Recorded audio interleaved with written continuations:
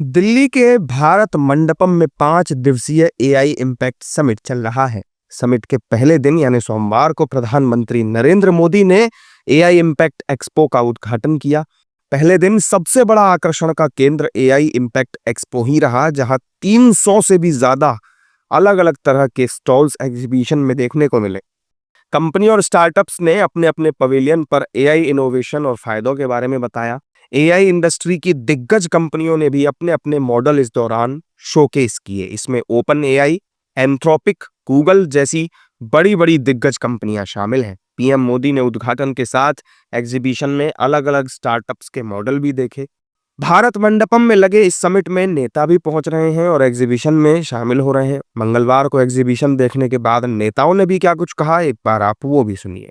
जिस तरह से माननीय प्रधानमंत्री श्री नरेंद्र मोदी जी ने टेक्नोलॉजी को डेमोक्रेटाइज करने का एक विजन दिया है, एआई का उसी माध्यम से, उसी विजन के साथ किस तरह से पॉपुलेशन स्केल पे प्रॉब्लम्स को सॉल्व कर पाए, वो फोकस है इस एआई समिट में। आप देख रहे हैं कितनी ऊर्जा है, कितनी एनर्जी है, किस तरीके से देश के, दुनिया के सभी एआई के लीडर्स यहाँ पर उपस्थित हैं और विशेषकर युवाओं में, नौजवानों में बहुत उत्साह है इस नई टेक्नोलॉजी का उपयोग करके नए सॉल्यूशंस लाएं और एक नए तरीके से देश की, दुनिया की प्रॉब्लम्स को सॉल्व। गर्व की बात है सभी बिहारियों के लिए, और मुझे लगता है बिहार जो भारत का सबसे बड़ा युवा राज्य है, वहाँ पर अगर एआई को बढ़ावा दिया जाए तो जिस तरह से जीसीसी की हमारी पॉलिसी आई है, आईटी की पॉलिसी आई है, सेमीकॉन फैब्रिकेशन की पॉलिसी आई है, 468 करोड़ का निवेश के साथ साथ स्कीम्स लॉन्च हो रही हैं, निश्चित रूप से गर्व करने की बात है। और अब बिहार सिर्फ एक मात्र दर्शक नहीं रहेगा,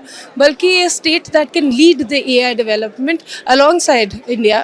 that's the state development that we are looking at. इस समिट में ब्यूरोक्रेट्स और उद्यमी भी पहुंच रहे हैं। वो खुश हैं कि भारत में पहला ग्लोबल एआई समिट हुआ और इसके लाभ भी वो बता रहे हैं। AI Summit is India's technology philosophy. Everything we have built, including AI, is inclusion first.